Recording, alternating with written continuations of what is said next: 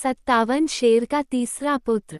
एक जंगल में एक शेर अपनी शेरनी के साथ रहता था। दोनों में बहुत ही बड़ा प्रेम था। दोनों शिकार के लिए साथ साथ जाते और शिकार मारकर साथ ही खाया करते थे। कुछ दिनों बाद शेरनी ने 2 बच्चों को जन्म दे दिया। शेर ने कहा, अब तुम शिकार के लिए मत चला करो, घर पर ही रहकर बच्चों की देखभाल करो। मैं अकेला शिकार के लिए जाऊंगा और तुम्हारे लिए भी शिकार में आऊंगा। उस दिन से शेर अकेला ही शिकार के लिए जाने लगा। शेरनी घर पर रहकर दोनों बच्चों का पालन पोषण करने लगी। एक दिन जब शेर शिकार के लिए गया तो पूरे दिन घूमने के बाद भी उसे कुछ नहीं मिला। वापस लौटते समय उसने लोमड़ी के बच्चे को अकेले घूमते हुए देखा। आज शेरनी के लिए कुछ भोजन नहीं मिला है, क्यों न इस लोमड़ी को ले चलूं?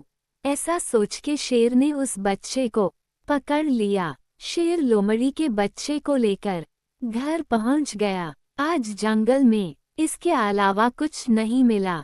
बच्चा समझकर मैं इसे मारकर खा नहीं सका, तुम इसे मारकर खा जाओ, शेर ने कहा। शेरनी बोली, जब तुम इसे बच्चा समझकर मार नहीं सके, फिर मुझसे क्यों कह रहे हो कि मैं इसे मारकर खाऊं? मैं इसे मारकर नहीं खाऊंगी। जिस प्रकार मैं अपने 2 बच्चों का पालन पोषण करती हूँ, उसी प्रकार इसका भी पालन पोषण करूंगी। आज से मेरे 3 बच्चे हो गए हैं। उद्धरण चिन्ह। शेरनी उसी दिन से अपने पुत्रों के समान ही लोमड़ी के बच्चे का भी पालन पोषण करने लगी। लोमड़ी का बच्चा भी शेर के दोनों बेटों के साथ पलने बढ़ने लगा। जब तीनों कुछ बड़े हुए तो साथ साथ खेलने कूदने लगे। शेर के बच्चे यह नहीं समझते थे कि वो दोनों शेर के बच्चे हैं और ये तीसरा लोमड़ी का बच्चा है। इसी प्रकार लोमड़ी का बच्चा भी अपने को शेर से बच्चों से अलग नहीं समझता था। कुछ और बड़े होने पर तीनों बच्चे एक दिन खेलने के लिए जंगल में गए। उन्होंने एक हाथी को देखा। शेर के 2 बच्चे तो हाथी के पीछे लग गए, पर लोमड़ी का बच्चा उसे देखकर भयभीत हो गया। उसने शेर के बच्चों को रोकते हुए कहा, अरे उसके पीछे मत जाओ, वह हाथी है, तुम दोनों को पैरों से कुचल देगा। परंतु शेर के बच्चों ने लोमड़ी के बच्चे की बात नहीं मानी। वे हाथी को मारने के लिए उसके पीछे लग गए। परंतु लोमड़ी का बच्चा डरकर अपने माँ के पास आ गया।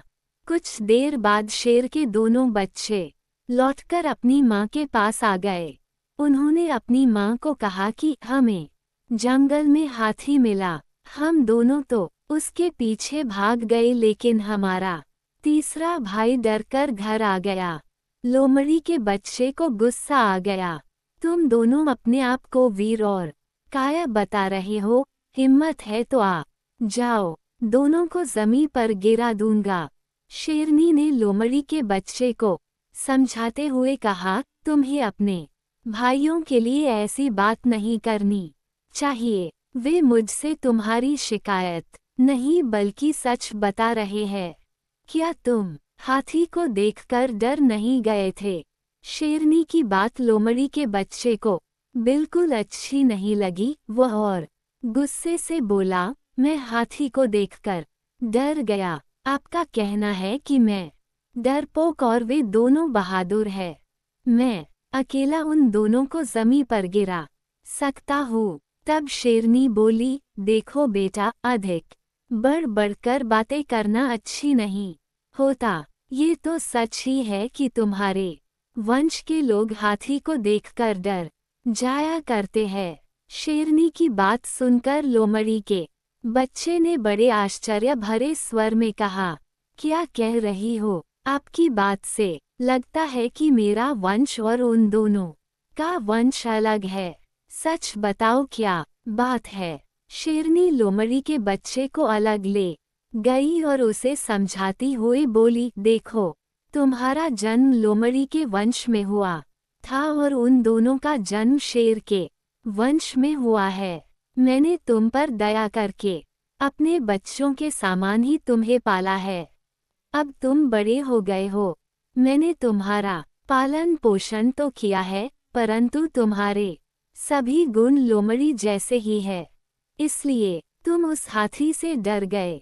मैंने इस भेद को अभी तक अपने बच्चों से छिपा रखा है। जब उन्हें ये बात मालूम हो जाएगी कि तुम लोमड़ी के बच्चे हो, तो वे तुम्हें मारकर खा जाएंगे। इसलिए अच्छा है कि भेद प्रकट होने से पहले ही तुम यहाँ से भाग जाओ। शेरनी की बात सुनकर लोमड़ी का बच्चा डर गया और वहाँ से चुपके से भाग गया।